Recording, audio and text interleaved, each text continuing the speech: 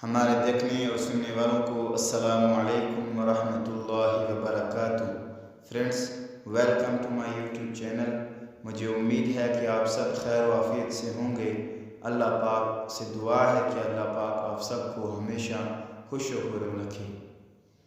تو آج کی ویڈیو شروع کرنے سے پہلے ایک ریکویسٹ ہے کہ ویڈیو اگر آپ کو کہیں سے بھی اچھی لگے تو ویڈیو کو لائک اور شیئر ضرور کریں۔ تو شروع کرتے ہیں آج کی ویڈیو۔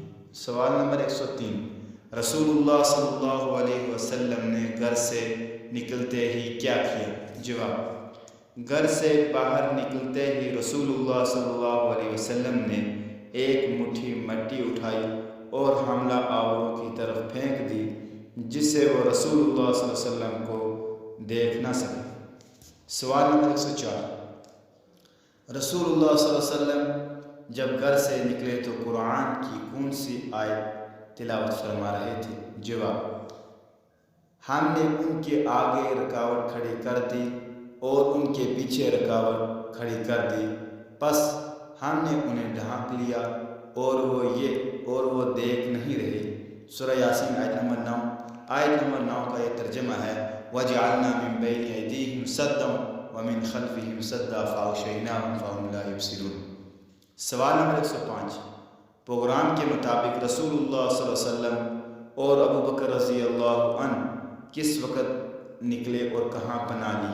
جواب، طلوع فجر سے پہلے نکلے اور مکہ سے 5 میل کے فاصلے پر غار ثور میں پناہ لی اور 3 راتیں اسی میں گزاری۔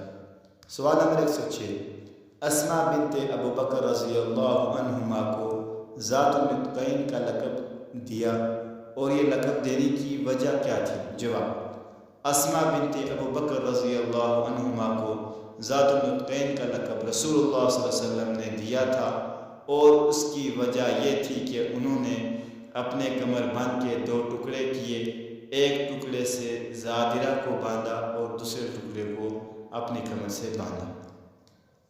سوال نمبر 107، مکہ کی خبریں رسول اللہ صلی اللہ علیہ وسلم تک غار ثور میں کون پہنچاتے تھے؟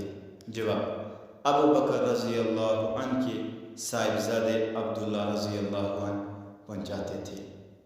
تو ویڈیو کو لائک اور شیئر ضرور کریں۔ جو ہمارے بھائی چینل پہ نئے آئے ہیں وہ چینل کو جلدی سے سبسکرائب کر لیں اور بیل کی گھنٹی کو پریس کریں تاکہ آنے والی نئی ویڈیو آپ کو بر وقت موصول ہوتی رہے۔ اور اپنا بہت سارا خیال رکھیے گا۔ ملتے ہیں نیکسٹ ویڈیو میں، تب تک کے لیے اللہ حافظ۔